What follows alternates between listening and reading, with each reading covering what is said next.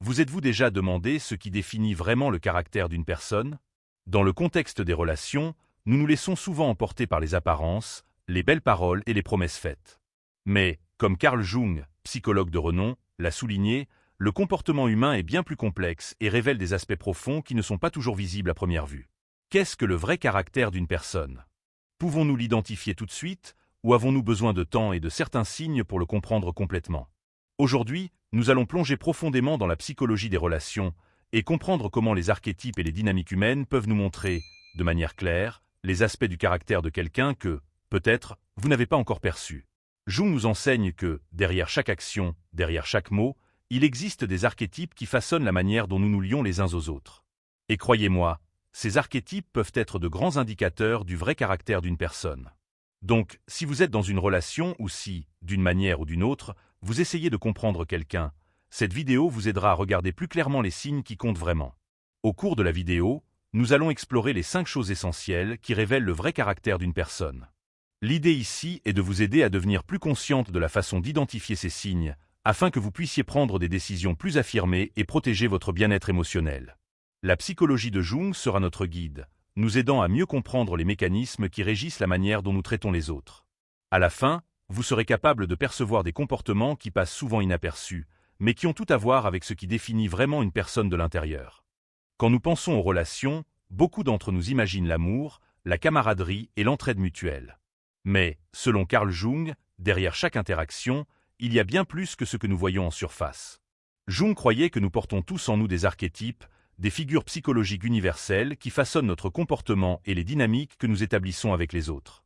Ces archétypes influencent non seulement la façon dont nous nous voyons, mais aussi la façon dont nous voyons les autres et comment nous nous lions à eux. Et c'est là que nous commençons à comprendre le vrai caractère d'une personne. L'archétype du héros est, peut-être, le plus facilement reconnaissable. C'est cette figure qui cherche à accomplir des exploits extraordinaires, et souvent, se met en avant de tous à la recherche d'un objectif plus grand. Dans les relations, le héros peut apparaître comme quelqu'un qui essaie toujours de protéger ou de sauver les autres. Il peut être ce partenaire qui assume beaucoup de responsabilités, mais qui, s'il ne comprend pas correctement son rôle, peut étouffer l'autre.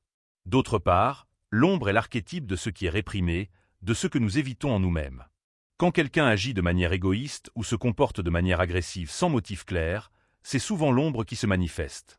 Elle révèle des aspects du caractère d'une personne qu'elle essaie elle-même de cacher.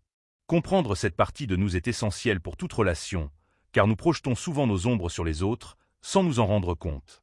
Quant à l'anima, animus, qui se réfère à la partie féminine et masculine présente en chacun de nous, elle peut être vue dans les dynamiques de pouvoir entre hommes et femmes.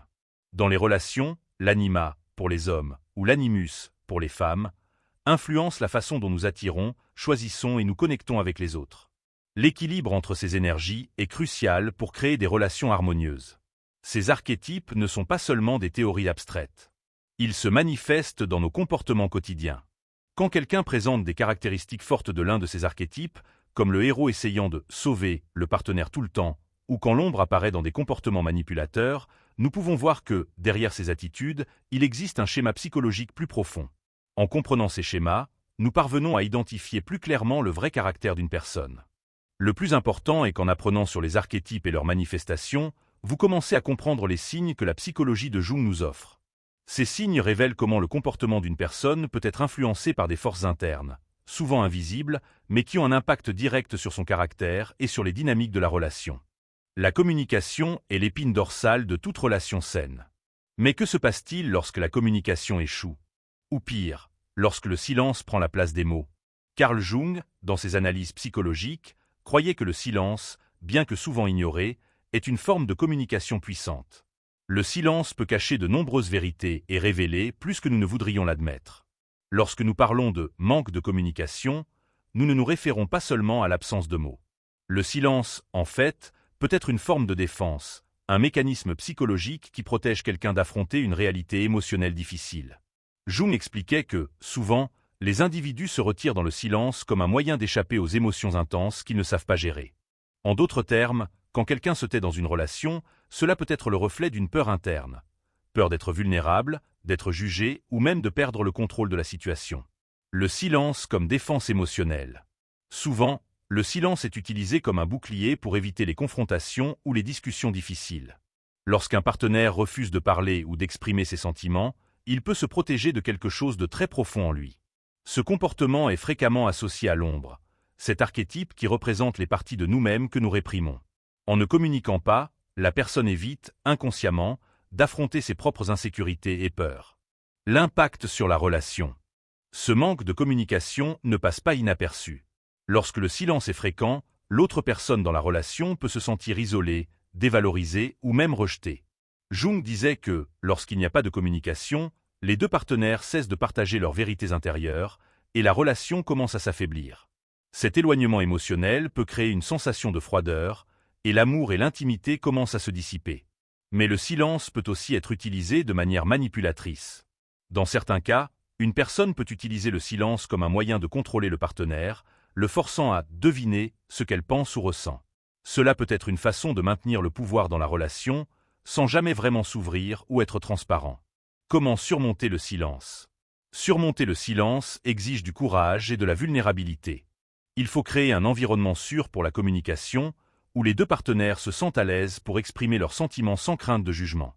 Lorsque les gens se sentent émotionnellement en sécurité, le silence cesse d'être une forme de défense et se transforme en une opportunité de dialogue honnête. Jung croyait que la véritable transformation personnelle se produit lorsque quelqu'un affronte les aspects difficiles de sa psyché, comme les ombres qui se cachent dans le silence. De même, les relations peuvent se transformer lorsque les partenaires s'engagent à s'ouvrir et à communiquer sincèrement, sans crainte ni barrière. L'indépendance est souvent perçue comme un signe de force.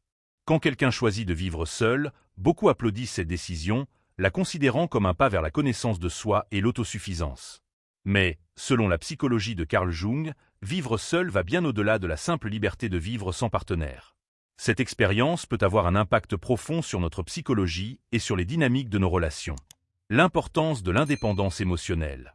Jung croyait que l'indépendance émotionnelle est fondamentale pour la croissance personnelle. Lorsque nous vivons seuls, nous sommes forcés de nous confronter à qui nous sommes vraiment, sans l'influence constante des autres. Ce temps de solitude nous permet d'explorer nos propres désirs, peurs, échecs et forces intérieures. En apprenant à nous connaître profondément, nous pouvons créer une base solide pour toute relation future, sans dépendre d'une autre personne pour valider notre estime de soi ou notre bonheur. Connaissance de soi et autosuffisance. Souvent, en entrant dans une relation, nous cherchons l'autre personne pour combler des lacunes émotionnelles. Cependant, Jung affirmait qu'avant de nous engager avec les autres, nous devons d'abord nous connaître et être émotionnellement autosuffisants. Cela ne signifie pas que nous ne pouvons pas dépendre des autres à un moment donné, mais plutôt que nous ne devons pas considérer la relation comme un moyen de combler des manques internes. La solitude, lorsqu'elle est abordée de manière saine, devient une opportunité d'apprendre à être émotionnellement complet par soi-même. Vivre seul offre également la chance de réévaluer nos priorités et de comprendre ce que nous voulons vraiment dans une relation. Pendant cette période, nous ne faisons pas que réfléchir aux caractéristiques que nous recherchons chez un partenaire, mais aussi au type de relation que nous sommes prêts à construire. Cette connaissance de soi nous aide à choisir avec plus de sagesse, en cherchant des partenaires qui partagent nos visions de la vie et nos valeurs, plutôt que d'entrer dans notre vie comme une tentative de combler des lacunes émotionnelles. Les défis de la solitude et de la connaissance de soi. Vivre seul n'est pas toujours facile. Une sensation de vide, de manque de connexion, ou même d'insécurité peut surgir. Jung, cependant, voyait ce vide comme une opportunité de transformation. La solitude nous confronte à des parties de nous-mêmes que nous ignorons souvent, et c'est par cette confrontation que la croissance personnelle se produit. Pour Jung, le processus d'individuation, c'est-à-dire l'intégration des aspects conscients et inconscients de la psyché, est fondamental pour la maturité émotionnelle et pour la construction de relations saines. Comment la solitude peut renforcer les relations futures? En apprenant à vivre seul, vous apprenez également à établir des limites saines. Vous développez une compréhension claire de ce qui est nécessaire pour vous sentir complet et réalisé, ce qui peut aider à éviter les relations codépendantes. L'indépendance émotionnelle facilite le choix de relations basées sur le respect mutuel, plutôt que de chercher des partenaires uniquement par un besoin de validation. De plus, vivre seul ne signifie pas être isolé. Le temps dédié à la solitude vous permet de valoriser plus profondément les relations avec les autres, car vous connaissez déjà la valeur de votre propre espace et identité. L'estime de soi est l'une des forces les plus puissantes qui façonnent nos relations. Mais, qu'est-ce que signifie vraiment avoir une bonne estime de soi? Et comment peut-elle nous rendre plus attrayants aux yeux des autres? Carl Jung, en explorant la psyché humaine, croyait que la façon dont nous nous voyons et nous nous sentons par rapport à nous-mêmes a un impact direct sur les dynamiques de nos relations. Le vrai pouvoir de l'estime de soi ne réside pas seulement dans la confiance externe, mais dans la capacité d'accepter qui nous sommes à l'intérieur. La relation entre estime de soi et connaissance de soi. Jung a enseigné que la construction de l'estime de soi commence par la connaissance de soi. Lorsque nous savons qui nous sommes, ce que nous voulons et quelles sont nos faiblesses et nos forces, nous parvenons à nous positionner de manière plus authentique dans le monde. L'estime de soi ne consiste pas seulement à penser que nous sommes assez bons, mais à être honnête avec nous-mêmes et à accepter notre totalité. Lorsque nous parvenons à le faire, nous devenons plus sûrs de nos choix, et par conséquent, plus attrayants pour les autres. Comment l'estime de soi façonne l'attraction? Lorsqu'une personne possède une estime de soi solide, elle dégage une énergie qui attire naturellement les autres. Cela ne signifie pas que nous devons être parfaits ou impeccables, mais plutôt que nous sommes en paix avec nos imperfections. Cette paix intérieure est contagieuse. Les personnes ayant une estime de soi élevée ont tendance à établir des relations plus équilibrées, car elles ne cherchent pas chez l'autre l'approbation ou la validation qu'elles trouvent déjà en elles-mêmes. Elles connaissent leurs valeurs, et cela rend l'autre plus attiré, non par la perfection, mais par l'authenticité. Les défis pour construire l'estime de soi. Le chemin pour construire une véritable estime de soi n'est pas facile. Souvent, nous faisons face à des obstacles tels que des insécurités profondes, des traumatismes passés ou des influences externes qui nous font douter de notre valeur. Jung croyait qu'en abordant ces questions non résolues en nous, nos ombres, nous pourrions atteindre un état d'authenticité. Le travail de surmonter ces obstacles et d'apprendre à nous aimer inconditionnellement est l'un des voyages les plus puissants et transformateurs que nous puissions entreprendre. Comment renforcer votre estime de soi? Acceptez vos imperfections. Comme Jung l'a expliqué, nous avons tous une ombre, des aspects de nous-mêmes que nous essayons de cacher. Accepter ces imperfections est le premier pas vers la vraie estime de soi. En regardant nos faiblesses sans jugement, nous pouvons apprendre à les transformer en force. Établissez des limites saines. Avoir de l'estime de soi signifie aussi savoir dire non. Définir des limites claires avec les autres est une façon de démontrer le respect de soi et de ses propres besoins. Cela est particulièrement important dans les relations, où souvent le manque de limites peut entraîner une dépendance émotionnelle et de l'épuisement. Investissez dans votre croissance personnelle. Chercher constamment le développement personnel et l'amélioration personnelle est également essentiel. Cela ne signifie pas rechercher une perfection inaccessible, mais plutôt chercher à évoluer continuellement, tant sur le plan émotionnel qu'intellectuel. Entourez-vous de personnes qui élèvent votre estime de soi. Les personnes avec qui nous nous lions ont un impact direct sur notre estime de soi. Il est essentiel de construire un réseau de soutien composé de personnes qui nous encouragent, nous respectent et nous aident à grandir. L'estime de soi et les relations saines. Lorsque l'estime de soi est forte, les relations ont tendance à être plus équilibrées. Il n'y a pas besoin de sauver l'autre ou de se perdre dans une relation. Au lieu de cela, les deux partenaires sont capables de grandir ensemble, en maintenant leurs identités et en étant le meilleur d'eux-mêmes. Ainsi, l'estime de soi non seulement rend une personne plus attrayante, mais elle est aussi fondamentale pour construire des relations saines, où l'amour et le respect mutuel sont les bases. Quand un homme commence à ignorer une femme ou s'éloigne émotionnellement, cela génère souvent confusion et frustration. Mais, qu'est-ce qui se cache derrière ce comportement? Carl Jung, dans ses théories, a profondément abordé la psychologie de l'ego, et ce concept peut offrir une explication révélatrice sur ce qui se passe réellement avec l'ego masculin pendant ces moments. Le rôle de l'ego masculin dans les relations. Jung voyait l'ego comme le centre de la conscience, la partie de la psyché qui gère notre identité et notre perception du monde. Dans le contexte des relations, l'ego masculin peut occuper une position centrale, influençant la façon dont un homme se perçoit et se lie aux femmes. Lorsque l'ego est déséquilibré ou fragilisé, il peut se manifester par des comportements de distanciation, d'indifférence ou même de rejet. Beaucoup d'hommes, sous l'influence de normes sociales ou d'expériences passées, développent un ego qui se sent menacé par la vulnérabilité. Ils apprennent, dès leur plus jeune âge, à ne pas montrer de faiblesse ou d'émotions profondes, car cela est souvent perçu comme quelque chose de féminin ou de faible. Cela conduit à la création d'une façade émotionnelle, où ils deviennent distants ou évitent même la véritable intimité émotionnelle. La peur de l'intimité et de la vulnérabilité. Quand un homme commence à s'éloigner, l'une des raisons peut être la peur de l'intimité. Pour beaucoup d'hommes, montrer leurs émotions peut être un signe de faiblesse. L'ego, dans ce cas, agit pour protéger cette vulnérabilité. La distance émotionnelle est une forme de défense. Il ne sait pas comment gérer ses propres sentiments, et, en conséquence, il s'éloigne de la femme, sans se rendre compte que cela peut nuire à la relation. Jung suggérait qu'à un niveau plus profond, l'ego masculin recherche le contrôle. La peur de perdre le contrôle, surtout dans le contexte émotionnel, peut être l'une des principales raisons pour lesquelles les hommes s'éloignent. Pour beaucoup, gérer les sentiments est quelque chose qui échappe à leur compréhension, créant un conflit interne. Lorsque ce conflit n'est pas résolu, la solution est l'éloignement, le silence et dans certains cas, le déni de la relation. La dynamique du pouvoir dans les relations. Dans de nombreuses relations, la dynamique de pouvoir peut également influencer le comportement d'un homme. Lorsqu'un homme sent qu'il a perdu le contrôle ou qu'il est dominé émotionnellement, il peut réagir de manière défensive, en ignorant la femme ou en devenant émotionnellement absent. Cela ne signifie pas nécessairement qu'il ne l'aime pas ou qu'il ne s'en soucie pas, mais plutôt qu'il est aux prises avec sa propre lutte interne entre le désir d'intimité et la peur de perdre le contrôle de ses émotions. Comment gérer cette situation? La clé pour gérer un homme qui s'éloigne émotionnellement est la communication ouverte. Bien que l'ego masculin évite souvent la vulnérabilité, il est possible de créer un espace sûr pour qu'il se sente à l'aise de s'ouvrir.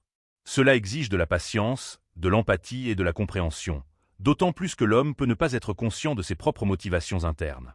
Jung croyait que, pour qu'il y ait une véritable compréhension entre les partenaires, les deux doivent être prêts à affronter leurs propres égos et à se permettre d'être vulnérables. Lorsque l'ego masculin est compris et remis en question de manière saine, la relation peut devenir plus profonde et significative. Comment surmonter la distance émotionnelle? Lorsque l'ego masculin est protégé par des couches de défense, la solution n'est pas de forcer la communication ou d'attendre qu'il change rapidement. Au lieu de cela, il est important de cultiver la patience et la compréhension en lui permettant de s'ouvrir progressivement, sans pression. La vraie croissance se produit lorsque les deux partenaires sont prêts à travailler ensemble, en affrontant les peurs et les mécanismes de défense qui surgissent en cours de route. La solitude, souvent perçue comme quelque chose de négatif ou une condition à éviter à tout prix, peut, en fait, être l'un des outils les plus puissants pour la connaissance de soi et la croissance personnelle.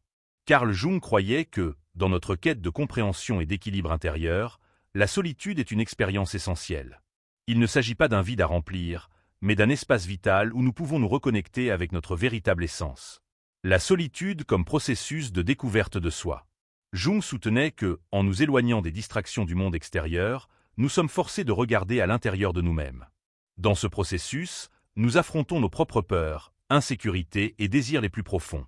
La solitude, lorsqu'elle est vécue de manière constructive, nous oblige à confronter notre ombre, cette partie de notre psyché que nous essayons normalement d'éviter. C'est un processus d'individuation où nous cherchons à intégrer toutes les facettes de notre personnalité pour atteindre l'équilibre et l'harmonie intérieure. Dans de nombreux cas, les gens évitent la solitude parce qu'ils ont peur d'affronter les émotions inconfortables qui surgissent lorsqu'ils sont seuls.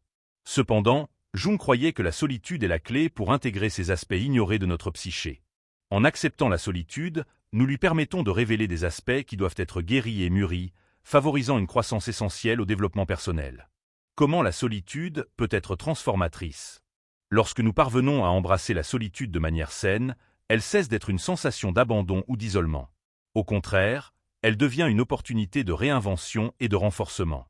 Ce temps passé avec soi-même vous permet de vous reconnecter avec vos passions, vos objectifs et vos valeurs. La solitude, alors, n'est pas un état de manque, mais de plénitude interne. Jung suggérait qu'en nous éloignant des opinions et des attentes externes, nous pouvons nous écouter véritablement.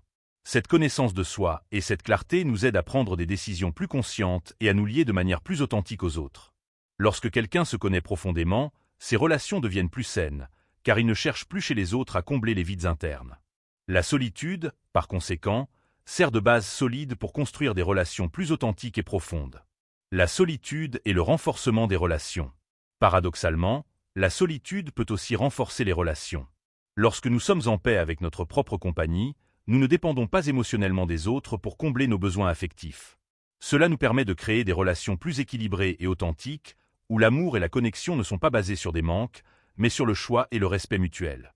En vous comprenant vous-même, vous devenez plus capable de vous connecter aux autres de manière vraie, sans attendre qu'ils comblent les lacunes que vous devez guérir vous-même.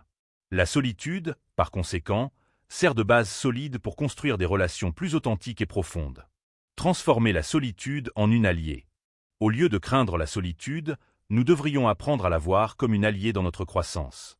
Comme Jung l'a souligné, la solitude nous offre l'espace nécessaire pour réfléchir, organiser nos pensées et renforcer notre identité. En l'utilisant pour notre évolution personnelle, nous devenons mieux préparés à affronter les défis de la vie et des relations avec une base émotionnelle plus solide. Au final, le processus de solitude est, pour Jung, l'un des chemins les plus importants pour devenir la meilleure version de soi-même. Il ne s'agit pas d'éviter la solitude ou de la craindre, mais plutôt d'utiliser cette expérience pour grandir, apprendre et évoluer en tant qu'individu. Lorsque nous nous engageons émotionnellement avec quelqu'un, notre tendance naturelle est de vouloir que la relation fonctionne. Mais, dans certains cas, la psychologie de Carl Jung nous avertit que la meilleure décision pour notre bien-être émotionnel peut être de laisser la relation partir. Souvent, nous restons coincés dans des relations qui ne nous font pas du bien, soit par dépendance émotionnelle, peur d'être seul ou par l'espoir que la situation s'améliore avec le temps. Cependant, lorsqu'une relation devient toxique ou insoutenable, Jung nous enseigne que la vraie guérison consiste à savoir quand il est temps de passer à autre chose. La psychologie de Jung sur les relations destructrices.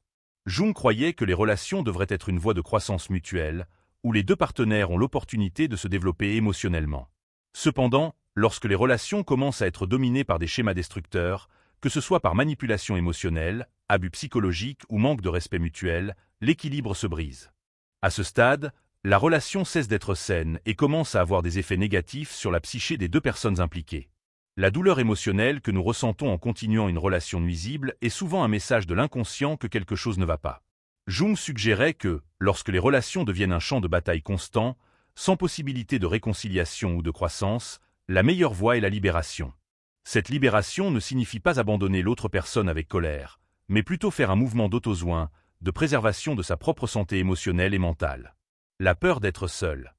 L'un des plus grands obstacles à la décision de mettre fin à une relation est la peur de la solitude. L'idée de vivre sans la compagnie de l'autre peut sembler insupportable, surtout s'il y a une forte dépendance émotionnelle. Jung croyait que la solitude, comme nous l'avons discuté dans le chapitre précédent, est un chemin nécessaire vers la connaissance de soi et la croissance. Lorsque nous apprenons à nous sentir bien avec nous-mêmes, la peur de la solitude diminue et le besoin de rester dans une relation insatisfaisante perd son pouvoir sur nous. Reconnaître les signes qu'il est temps de rompre. Il existe plusieurs signes qu'une relation n'est plus saine. Si vous vous sentez constamment dévalorisé, ignoré ou émotionnellement épuisé, ce sont des signes clairs que la relation ne répond pas à vos besoins. Jung enseignait que, dans de tels cas, il est essentiel de faire une analyse honnête de soi-même et de la relation, en se demandant « Est-ce que je me sacrifie trop ? Cette relation m'aide-t-elle encore à grandir ou m'empêche-t-elle d'être qui je suis vraiment ?» Un autre signe important est lorsqu'un des partenaires essaie de contrôler l'autre, que ce soit émotionnellement ou physiquement. Ce contrôle est une forme de domination qui entrave la croissance individuelle des deux. La psychologie de Jung montre que les relations abusives, que ce soit au niveau émotionnel, psychologique ou physique, sont une distorsion du véritable amour et doivent être interrompues pour que les deux puissent avancer avec une bonne santé émotionnelle. Stratégie pour aller de l'avant. Savoir quand mettre fin à une relation n'est que le premier pas. Après cette décision, le processus de guérison commence. Jung parlait de l'importance de l'individuation, un processus de connaissance de soi et d'intégration des parties de notre psyché. Lorsque nous mettons fin à une relation, nous avons l'opportunité d'initier ce processus d'individuation avec plus de clarté. Premièrement, il est important d'accepter la douleur de la perte. Il n'y a aucune honte à ressentir de la tristesse ou du deuil pour la relation qui n'a pas fonctionné. La douleur est une réponse naturelle, et lorsqu'elle est reconnue et vécue de manière saine, elle se transforme en apprentissage et en croissance. Au lieu de fuir la douleur, Jung nous oriente à l'embrasser comme une opportunité d'autotransformation. Ensuite, chercher du soutien. Que ce soit par des amis, la famille ou des professionnels, il est important de s'entourer de personnes qui peuvent offrir un soutien émotionnel pendant cette période de transition. La solitude, qui semble souvent effrayante, devient une alliée lorsque nous savons l'utiliser pour renforcer notre relation avec nous-mêmes. Enfin, rappelez-vous qu'en lâchant prise, vous faites de la place pour quelque chose de mieux. Chaque fin est, en fait, un nouveau commencement. Jung croyait que la vie est un voyage d'évolution constante, et que, souvent, la fin d'une relation est un pas nécessaire pour la découverte de soi et pour un amour plus sain à l'avenir. Si vous vous êtes identifié à l'un des signes mentionnés dans la vidéo et que vous croyez qu'il est temps de faire un pas important pour votre croissance personnelle, n'hésitez pas. Abonnez-vous à la chaîne, aimez et partagez cette vidéo avec quelqu'un qui pourrait bénéficier de cette réflexion. Rappelez-vous, votre connaissance de soi est le premier pas pour transformer vos relations et votre vie. Allons ensemble dans ce voyage d'évolution.